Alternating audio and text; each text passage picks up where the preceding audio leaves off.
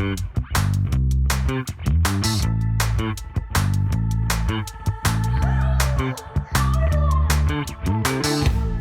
va maintenant partir sur un sujet qui est très peu traité au sein de la filière PAM, qui concerne la propriété intellectuelle du matériel, avec une première intervention de Clarisse Leclerc, donc, qui est experte au GEVES, Groupement d'études et de contrôle des variétés et semences, avec une expertise notamment sur tous les examens DHS. Elle va nous expliquer ce que c'est. Donc Clarisse va nous faire un exposé un peu généraliste sur les dispositions ou les dispositifs de protection des variétés en France et en Europe. Et donc son exposé sera complété par un exposé de Marc Lécrivain, directeur des opérations à la SICASOF, qui nous expliquera finalement en quoi une entreprise comme la SICASOF permet d'accompagner les entreprises sur la gestion des questions liées à la propriété intellectuelle des variétés. Donc on va avoir ces deux interventions complémentaires et on prendra les questions à l'issue de ces deux interventions pour avoir un petit peu plus de continuité. Donc merci Clarisse, c'est à vous pour une dizaine de minutes d'intervention. Et merci de me donner l'opportunité d'intervenir aujourd'hui devant vous. Donc, je vais parler du système de protection des variétés végétales en France et dans l'Union européenne. Je vais commencer d'abord par quelques mots d'introduction sur le GEVES. Je ne suis pas sûre que vous connaissiez tous le GEVES. C'est le groupe d'études et de contrôle des variétés et des semences. C'est un groupement d'intérêt public, GIP, créé en 1989 et qui est basé, qui a son siège à côté d'Angers, à Vaucouzé. Et le GEVES, c'est un organisme officiel unique qui a des missions officielles réglementaires, ce n'est pas un gros mot, d'expertise sur les variétés et les semences, et ce sur l'ensemble des espèces cultivées. Donc, parmi les missions officielles réglementaires, il y a l'inscription des variétés. Donc, quand je dis inscription des variétés, c'est l'autorisation de mise en marché des variétés selon la réglementation catalogue qui existe au niveau de l'Union européenne. Et cette réglementation catalogue, en fait, elle ne concerne pas toutes les espèces. Il y a certaines espèces qui sont réglementées et pas d'autres. Et en fait, la plupart des PAM, elles ne sont pas réglementées. Donc, je ne vais pas trop parler d'inscription aujourd'hui. Mon propos aujourd'hui, il est plutôt sur la protection. Donc, c'est une autre des missions réglementaires d'expertise sur les variétés qui est menée au sein du GEVES, la protection des variétés. Donc, quand je dis protection, c'est un titre de propriété intellectuelle sur une variété. Donc c'est le sujet du jour que je vais détailler tout à l'heure. Ensuite, il y a les missions de certification et d'autres analyses officielles sur les semences. Et puis, il y a aussi une mission qui s'est ajoutée plus récemment, qui est la coordination nationale de la conservation des ressources phytogénétiques. J'en dirai pas plus. Mais en gros, retenez que voilà, au GEVES, on a des missions réglementaires et notamment, on va travailler sur l'ensemble des espèces cultivées. Et parmi les missions réglementaires, il y a la protection. Je voulais aussi refaire un petit focus sur la définition. Là, c'est vraiment le préambule. Je pense qu'on est à peu près tous au clair quand on définit ce qu'est une espèce. Donc, l'espèce, ça a une notion, une définition biologique. On va avoir des barrières à la reproduction pour que les individus qui se ressemblent au sein d'une même espèce puissent se reproduire, mais pas entre espèces, en général. Par contre, la variété, ça a une définition qui est une création humaine, en fait. Et moi, quand je parle de variété, là, je vais prendre la définition qui est celle de l'UPOV, qui est l'Union pour la protection des obtentions végétales, et qui considère qu'une variété, c'est un ensemble végétal d'un taxon botanique du rang le plus bas connu, et qui va être défini par l'expression des caractères résultant d'un certain génotype. Donc, quand on dit expression des caractères, on parle de phénotype, qui va être distingué d'un autre ensemble de végétal par l'expression d'au moins un caractère phénotypique et qui va être considéré comme une entité qui va pouvoir se reproduire conformément à elle-même dans le temps. Donc ça, c'est la définition de l'UPOV. Et en fait, l'UPOV donne un cadre juridique, c'est la convention de l'UPOV, l'acte de 1991, pour la protection des obtentions végétales. Il y a un cadre juridique qui est complété par un certain nombre de règlements européens, mais aussi de décrets et de lois au niveau français. Bon, n'étant pas juriste, je n'irai pas dans le détail, mais ce que je peux vous dire, c'est que Là, quand je voulais m'attarder à la définition de la variété, même si c'est des concepts, bien sûr, que vous manipulez tous, parce que la variété, elle a une vie. Elle va commencer par être créée, et puis on va vouloir ensuite peut-être la commercialiser, la mettre en culture. Éventuellement, les produits de récolte vont être transformés. Et donc, tout au long de sa vie, il y a le GVS peut intervenir dans différentes étapes. Et quand on crée une variété, souvent c'est un travail qui nécessite un investissement. Et le fait de protéger cette variété va pouvoir faire un retour sur investissement pour le créateur et celui qui va la protéger. Voilà. Donc le droit de propriété intellectuelle qui protège la variété, c'est le COV, le certificat d'obtention végétale.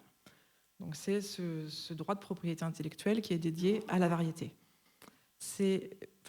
Protéger sa variété, c'est une démarche volontaire. Il n'y a rien d'obligatoire. Donc c'est un droit de propriété qui existe. Il peut y en avoir d'autres, les marques, les brevets. Mais là, le COV, ce n'est pas un brevet. C'est un système qui est différent.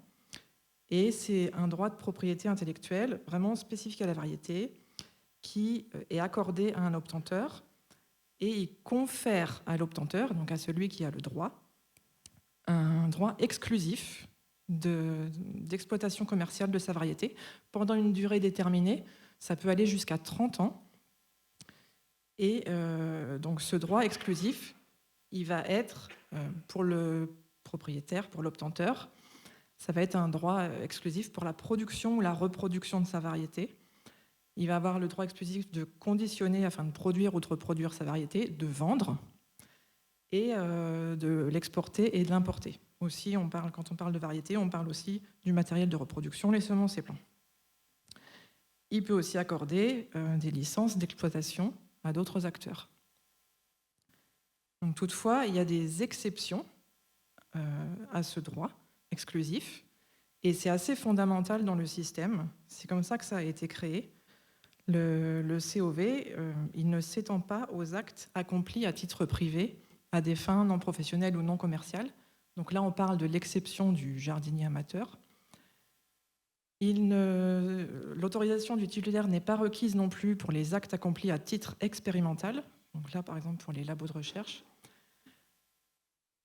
Il y a aussi ce qu'on appelle l'exception du sélectionneur. Donc là, vous en avez peut-être entendu parler. C'est vraiment fondamental dans le système, et notamment par rapport au système des brevets. C'est-à-dire qu'une variété protégée, elle va pouvoir être utilisée par d'autres sélectionneurs pour à nouveau développer ou créer de nouvelles variétés. Alors il faut qu'à la fin, la variété créée se distingue de celle utilisée au début, mais il n'y a pas besoin de l'autorisation du titulaire du droit pour continuer un travail de sélection à partir d'une variété qui est protégée par COV. Donc ça, vraiment, c'est quelque chose qui a été voulu dans le sens où aussi on veut favoriser l'innovation variétale et on ne veut pas la bloquer. Et ça, pour moi, c'est assez essentiel, c'est vraiment fondamental dans ce qu'il faut retenir du COV, et c'est aussi la différence principale par rapport au brevet. Et enfin, il y a aussi une exception qui est l'exemption de l'agriculteur, ou qu'on peut aussi appeler les semences de ferme. Donc là aussi, alors c'est assez encadré, mais l'autorisation du titulaire n'est pas requise dans ces cas-là. Toutefois, il y a un certain nombre de lois et de conditions qui encadrent ces semences de ferme, et peut-être qu'on y reviendra plus tard. Donc pour délivrer un certificat d'obtention végétale, il faut d'abord qu'on parle d'une variété. Donc là, ça revient à la définition que je vous ai faite au début. On parle bien de cette définition-là quand on parle de donner un COV. Il faut que ce soit une obtention, c'est-à-dire qu'il y a un travail de sélection. Ça ne peut pas être une découverte, par exemple. Il faut vraiment que ce soit prouvé qu'il y a un travail de sélection. La variété doit être nouvelle, c'est-à-dire qu'elle ne doit pas avoir été vendue depuis plus d'1 an sur le territoire de l'Union européenne. Il faut qu'elle ait une dénomination, donc un nom. Et puis, il faut qu'elle soit DHS, distincte, homogène et stable. Et pour vérifier cet aspect DHS, on va réaliser des tests en culture pour évaluer justement le phénotype et s'assurer qu'on ait bien une variété distincte, c'est-à-dire qu'elle est clairement distincte des autres variétés déjà connues, qu'elle est homogène, mais en fait c'est suffisamment homogène au vu des particularités de sa multiplication. Et puis stable, c'est aussi suffisamment stable dans le temps, c'est-à-dire qu'elle reste inchangée et bien identifiable à la suite de ces différentes multiplications successives dans le temps. Donc tout ça pour assurer une traçabilité et qu'on soit bien capable d'identifier la variété. Pour faire une demande de certificat d'obtention végétale, donc la demande elle est à déposer auprès des instances compétentes.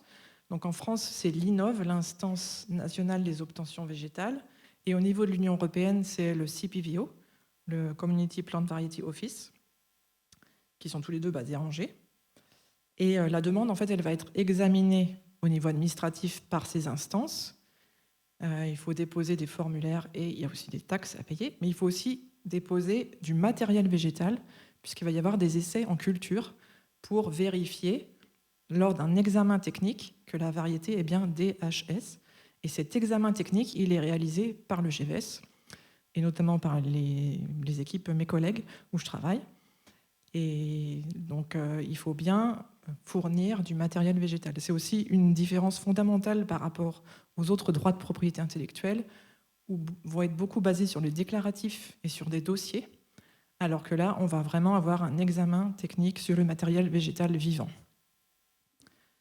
Donc, si tout se passe bien et que la variété remplit les conditions, on va pouvoir délivrer un certificat d'obtention végétale, donc ce titre de propriété intellectuelle, qui peut durer jusqu'à 30 ans, suivant les espèces. S'accompagne à cela une description de la variété, qui permet de bien l'identifier et de la tracer dans le temps. Et puis, on garde du matériel végétal de référence dans nos collections au GVS. Voilà. Et on réalise au GVS les essais DHS, par exemple, sur les lavandes, sur le thym, le romarin, la menthe, le basilic. Voilà, on travaille sur beaucoup d'espèces cultivées, et y compris quelques PAM.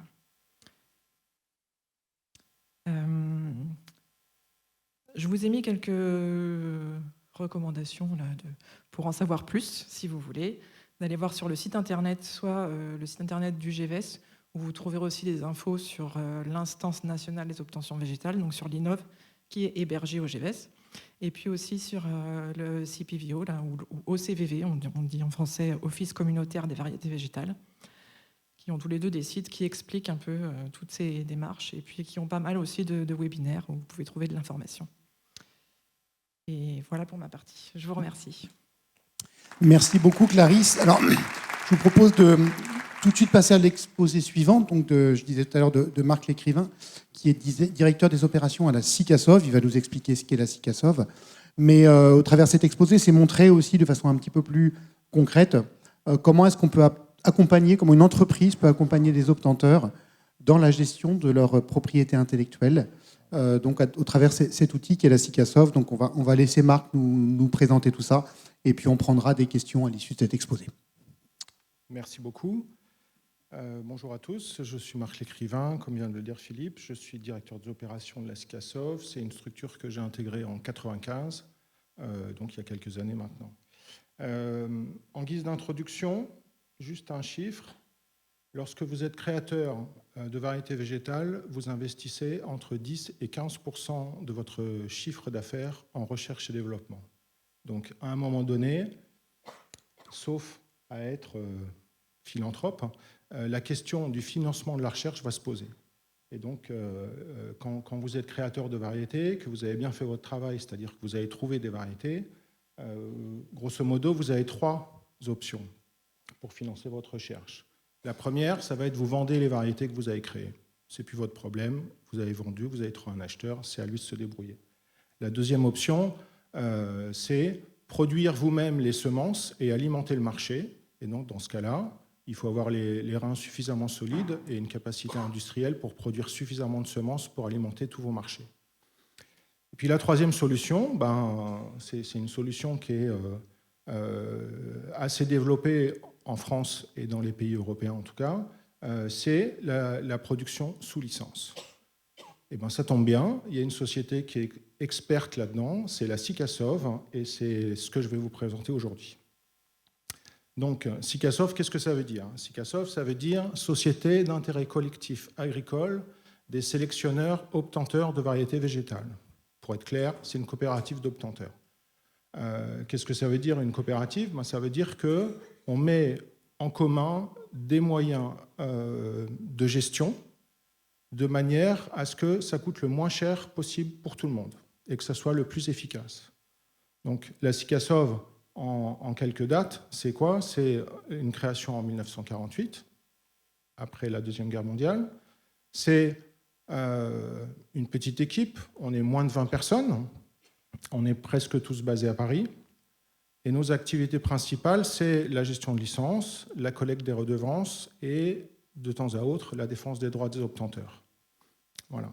Et puis notre terrain d'action, évidemment, on est né en France, on est une société dont le terrain d'action privilégié, c'est la France, mais c'est aussi l'Italie, c'est également l'Europe, mais pas que. En réalité, ce sera partout où les variétés qui nous sont confiées, en tout cas la gestion des licences qui nous est confiée, concerne des variétés qui sont protégées par un titre de propriété.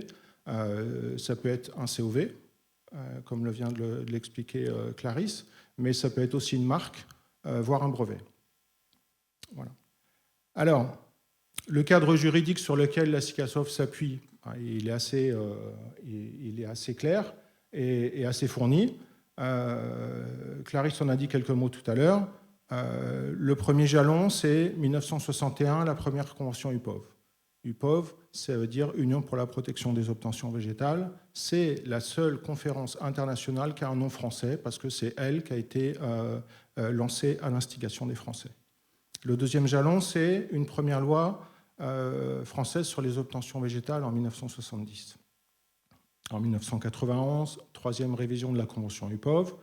C'est elle qui a été transcrite en droit communautaire et qui a donné le règlement 2194 sur la protection des obtentions végétales et qui a été elle-même transcrite dans le droit français en 2011. Alors vous allez me dire, oui, ça, d'accord, c'est très complet, c'est très varié, il y a le niveau national, il y a le niveau communautaire, mais nous, on n'est pas tellement concernés, puisque dans les PPAM, on n'a pas tellement des variétés protégées. Et bien, si vous vous rappelez, la SICASOV, elle a été créée en 1948, d'accord? Donc, on sait aussi gérer des choses qui ne sont pas protégées. Donc, on gère des licences, à la limite qu'elles soient protégées, pas protégées. C'est presque pas notre problème. C'est dans la réalité des faits, on arrive à le faire quand même. Voilà. Alors, très rapidement, les différentes activités, qu'est-ce que c'est? Donc, on a 5 piliers d'expertise. Le premier pilier sur lequel on a fondé notre expérience, c'est la gestion des contrats et la facturation des redevances. Alors, ça nous occupe beaucoup quand même. C'est le cœur de notre métier. On est 19 personnes à la SICASOV. Les 2 tiers, c'est des gestionnaires. Donc on va gérer des licences, on va gérer de la facturation, on va gérer des relances, on va gérer un certain nombre de choses. Et bien évidemment, puisqu'on est payé pour ça, on va reverser l'argent qu'on va collecter. Voilà. Le deuxième pilier, ça concerne les semences de ferme. Clarisse également en a parlé tout à l'heure. Les agriculteurs, dans un certain nombre de cas, ont le droit, et pour certaines espèces, alors clairement pas les PPAM, mais pour un certain nombre d'espèces, les agriculteurs ont le droit de garder une partie de leur récolte, pour ensemencer l'année suivante, pour des variétés qui sont protégées, alors sous réserve de payer quelque chose à l'obtenteur. C'est le sous-réserve de payer quelque chose à l'obtenteur qui est la chose importante. La SICASOV, elle a été choisie comme, on va dire, gestionnaire de dossiers semences de ferme en céréales à paille ou en pommes de terre, puisque c'est les 2 grosses activités qui nous intéressent en matière de semences et plants fermiers, parce que elle a l'expertise de la facturation et l'expertise du contact avec les agriculteurs. Donc nous, on a un certain nombre de données, on a des répertoires importants, on a l'appui des accords interprofessionnels sur lesquels s'appuie la gestion de ces dossiers semences de ferme. Et donc ce qu'il faut, on va dire, retenir dans la partie semences de ferme, c'est qu'il ne peut pas y avoir d'accord et il ne peut pas y avoir de système qui fonctionne financièrement intéressant pour les obtenteurs s'il n'y a pas de discussion entre les créateurs, donc les obtenteurs, et les utilisateurs. Les utilisateurs, s'ils ne sont pas prêts à se mettre autour de la table et pour rémunérer la qualité de la génétique qui est mise à leur disposition au travers de leur multiplication, eh ben, il se passera absolument rien. D'accord ? Donc, l'idée, dans le cas de gestion semences de ferme, c'est qu'on se met d'abord d'accord et on met en place un système qui va fonctionner. En céréales à paille, le système il fonctionne depuis 25 ans. Depuis 25 ans, tous les agriculteurs de France et de Navarre, ils payent une petite rémunération pour la recherche parce qu'il y a 25 ans, ils se sont mis autour de la table avec les obtenteurs et ils ont dit « Ok, nous, on veut bien participer au financement de la recherche sous réserve que le progrès génétique qui est mis à notre disposition, eh ben, il est suffisant pour nous permettre de continuer notre activité. » D'accord ? Alors, j'insiste sur le fait que les discussions sont importantes parce que, on va dire, c'est l'ADN de la SICASOV. La SICASOV, elle a été créée en 1948, un certain nombre d'années avant la mise en place du droit des obtentions végétales. Et la SICASOV, elle s'est créée parce que des obtenteurs et des coopératives se sont mises autour de la table et se sont mises d'accord sur le fait qu'il était nécessaire de rémunérer la recherche. D'accord ? 48, c'est l'après-guerre, ça veut dire qu'il fallait nourrir les Français. Et donc, les coopératives, elles avaient besoin d'une assurance que les variétés qui allaient être mises à la disposition de leurs agriculteurs seraient suffisamment productives pour cette finalité, c'est-à-dire nourrir les Français. Voilà. Donc, dans l'ADN de la SICASOV, il y a la discussion, il y a la mise en place de systèmes qui fonctionnent et qui fonctionnent depuis un certain nombre d'années. Alors, si vous êtes en relation avec la SICASOV dans le cadre de la gestion des contrats ou de la gestion des semences de ferme, il y a le troisième pilier là, qui concerne le contentieux, le contrôle et les contrefaçons. Il vaut mieux éviter d'être en relation avec la SICASOV dans ce cadre-là. Parce que ça veut dire que vous avez un problème avec la SICASOV, les obtenteurs et d'une manière plus générale avec le droit. Bon. Ce n'est pas notre objectif, nous, d'arriver à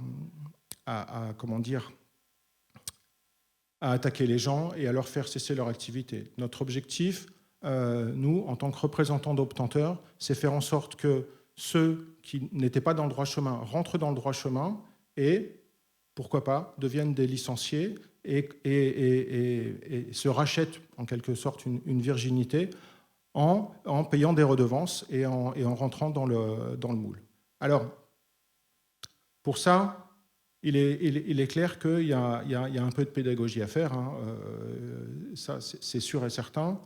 Le système français d'inscription, de certification, de protection, de gestion des licences, de gestion des dossiers semences de ferme, c'est un système qui est unique au monde. C'est un système qui a 75 ans au minimum, qui fait... Tout le monde nous l'envie dans le monde. D'accord ? Faut être clair. C'est un système qui rassure les obtenteurs. C'est un système qui est équitable vis-à-vis de tous les agriculteurs, vis-à-vis de toutes les coopératives qui sont nos licenciés et qui sont utilisatrices de la certification, de l'inscription, de la protection. C'est le système français. Il n'y a pas une semaine où il n'y a pas une délégation étrangère qui vient chez SEMAE, à la SICASOV, au CPOV, au GEVES, pour voir comment ça marche. Ça n'existe pas. Il n'y a pas de semaine où il n'y a rien, à part la trêve des confiseurs entre Noël et le 1er janvier. Toutes les semaines, il y a des délégations étrangères qui viennent visiter et voir comment ça marche. Parce que, clairement, c'est le système qui fonctionne. Alors, nous, à notre petite échelle, on va essayer d'expliquer comment ça fonctionne, la gestion des licences, la gestion des redevances. Et puis, ça marche. Il y a 25 ans, un peu plus que ça même, il y a un avocat espagnol qui est venu nous voir. Il voulait savoir comment fonctionnait la SICASOV, comment on gérait les redevances, comment on facturait et comment on reversait les redevances aux ayants droit concernés. Cet avocat espagnol, maintenant, il est à la tête de la structure qui gère les licences en Espagne, qui s'appelle GESLIVE. D'accord ? On a gardé d'excellentes relations avec cet avocat espagnol. On échange très régulièrement et ben, c'est notre boulot d'expliquer comment ça marche et c'est notre boulot de partager le fonctionnement du système pour faire en sorte que ben, ceux qui créent les variétés, qui dépensent de l'argent dans la recherche, eh ben, ils touchent une rémunération qui soit à la hauteur des investissements qu'ils ont réalisés et donc ils utilisent la SICASOV pour ça. Donc un petit peu de pédagogie, c'est aussi notre boulot. Nous, on fait quelques présentations dans le cadre des relations qu'on peut avoir avec CEMAE, le GVES ou le CPOV. Puis quelques activités connexes, mais bon, ça, c'est pas tellement l'objet aujourd'hui. Alors, on est une petite équipe, on a une large gamme d'activités, mais du coup, on est obligé de faire appel à un nombre d'experts extérieurs assez important, des avocats, des fiscalistes, des experts de tous bords et de tous horizons, pour pouvoir nous aider dans nos missions. Alors, quelques chiffres clés. La SICASOV, c'est 5000 variétés qui appartiennent à 200 espèces.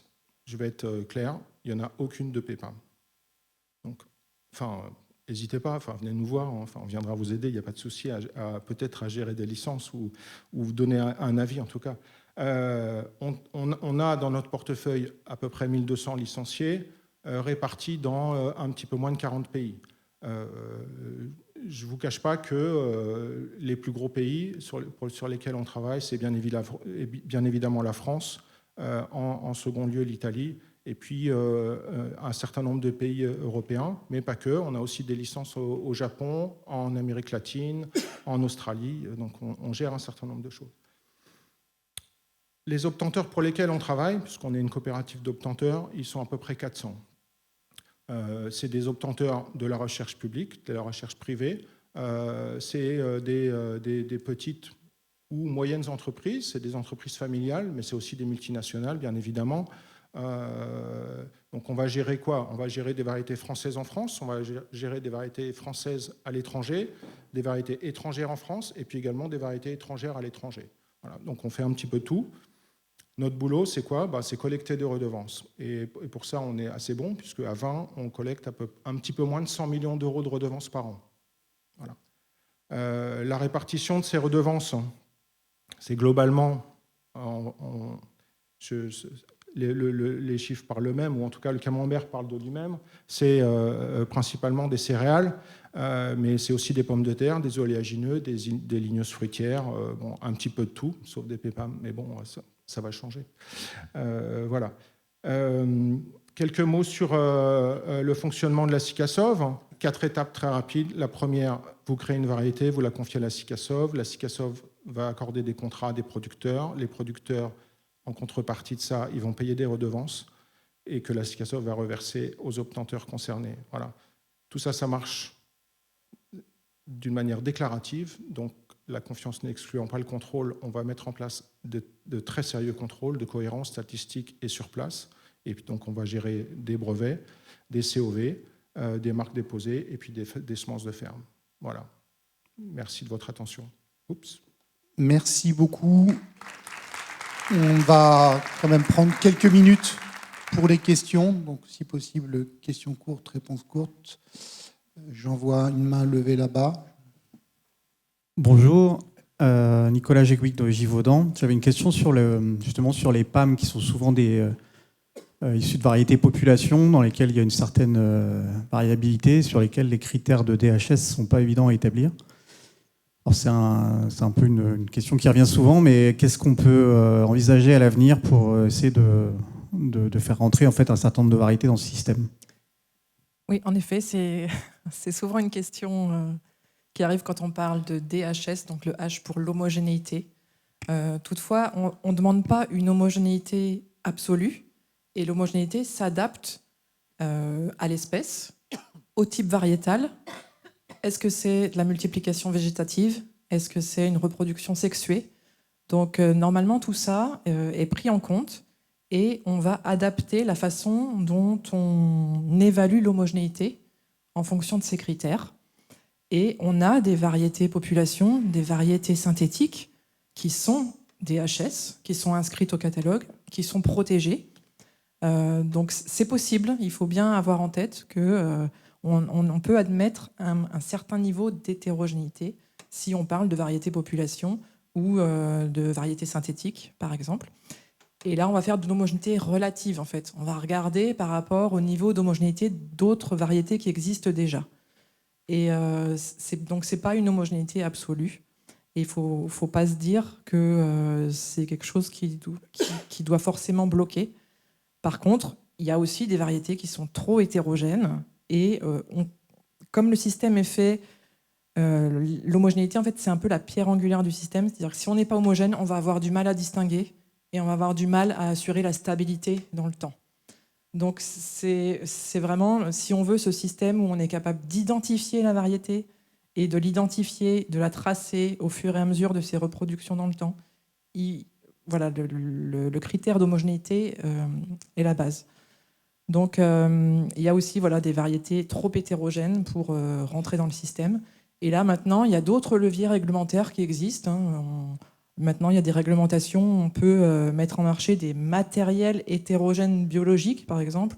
Là, c'est une réglementation plus récente où c'est déclaratif, mais là aussi, il y a quelque chose qui va être déclaré auprès du GVS, auprès du catalogue. Et là, on n'est pas sur le thème de variété, là, par contre. On est sur un matériel hétérogène.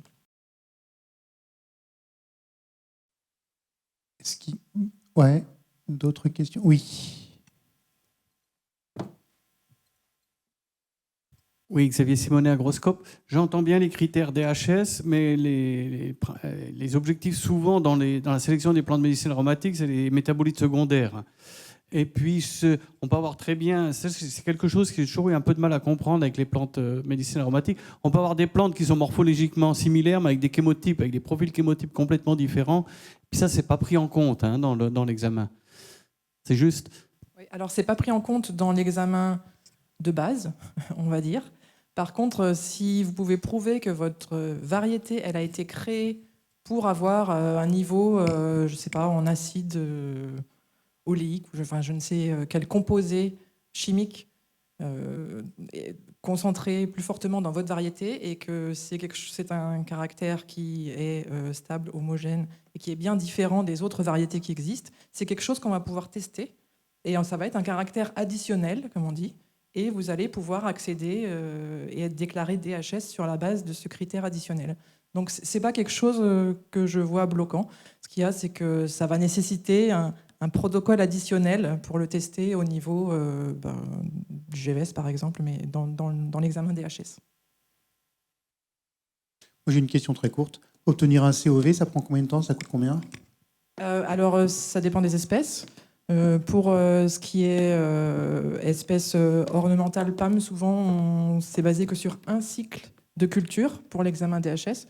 Donc, à partir du moment où vous allez déposer votre dossier et vous allez envoyer votre matériel végétal et avoir le titre de propriété à la fin, ça peut être moins d'1 an. Après, sur des pommiers, ça peut être 4, 5 ans, 6 ans. Et puis, le tarif dépend aussi de l'espèce. Là, pour les PAM, si c'est un seul cycle de DHS, il va y avoir des droits administratifs qui sont autour de 400-500 € par variété.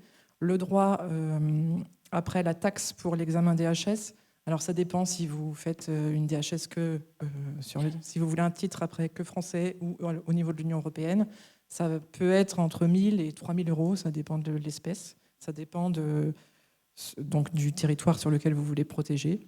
Et puis après, il y a des annuités de maintien. Comme tout titre de propriété, chaque année, on vous demande de payer une taxe qui est autour de entre 100 et 200 €, ça va dépendre. Voilà.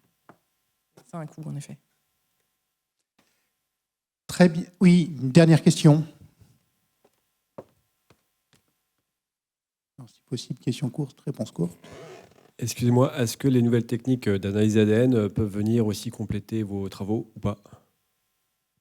Si oui, comment? Alors oui, alors je vais parler de quelque chose que je connais bien là aussi. Moi, c'est dans le cadre de l'examen DHS. Donc c'est quelque chose qui est basé sur le phénotype, comme je vous ai dit, et on reste sur ce cadre d'évaluer le phénotype d'une variété. Toutefois, les outils de biologie moléculaire peuvent venir en complément. Et notamment, ils sont utilisés et dans le cadre de la gestion des collections de références, là, quand on parle de distinction, d'être différent de tout ce qui existe, on est obligé d'avoir connaissance de toutes les variétés qui existent et de les avoir décrites morphologiquement. Et si on veut les comparer, il y a plusieurs façons. Soit on les met côte à côte sur le terrain et on les regarde pousser, mais on peut aussi faire un screening, un pré-screening sur la base de la génétique. Et là, on va pouvoir utiliser des marqueurs moléculaires, par exemple, pour pouvoir screener les collections et déjà exclure certaines variétés trop différentes sur la base de la génétique, pour être sûr qu'on est distinct. Bernadette, et puis une question aussi tout en haut de l'amphi. Ça sera les 2 dernières questions. Je Ouais. suis désolé de censurer. J'avais une question pour savoir si dans l'évaluation des variétés PAM, il y a des tests de valeur agronomique et technologique pour certaines espèces ou jamais. Non, en fait, les PAM, la plupart des espèces qu'on met dans les PAM, elles sont non réglementées. C'est-à-dire qu'il n'y a pas d'inscription, comme on l'entend là, pour les espèces agricoles. Donc déjà, on ne va pas passer par cette case de DHS et de valeur agronomique ou de rendement. Donc il n'y a pas ce test-là sur le rendement. Et on va pouvoir seulement faire de la DHS, c'est-à-dire que à la protection, en l'occurrence. Allez, la dernière question. Oui, bonjour, Juliette Collop, formatrice à Angers, Le Fresne. Est-ce que vous avez, est-ce que c'est à dispo la liste de toutes les variétés inscrites et tous les critères utilisés pour faire les descriptions? Est-ce que c'est quelque chose auquel on peut avoir accès librement? Oui, tout à fait, tout est publié. La liste des variétés inscrites au catalogue, donc pour les espèces réglementées, elle est sur le site du GEVES. Et la liste des variétés protégées par un COV, au niveau français, elle est disponible auprès de l'INOV. Et au niveau européen, de l'Union européenne, elle est disponible sur le site de l'Office communautaire des variétés végétales. Donc tout est accessible publiquement, pas toujours facilement. Malheureusement, on nous le reproche parfois. Mais oui, c'est des documents tout à fait publics. Et même la description est accessible. La description de la variété, son phénotype, suivant les critères qui vont être notés, ça aussi, c'est accessible. Merci à tous les deux. On va conclure cette séquence. On a pris un tout petit peu de retard, mais ça valait le coup de dépasser. Pour passer à la dernière intervention, merci, on peut les applaudir.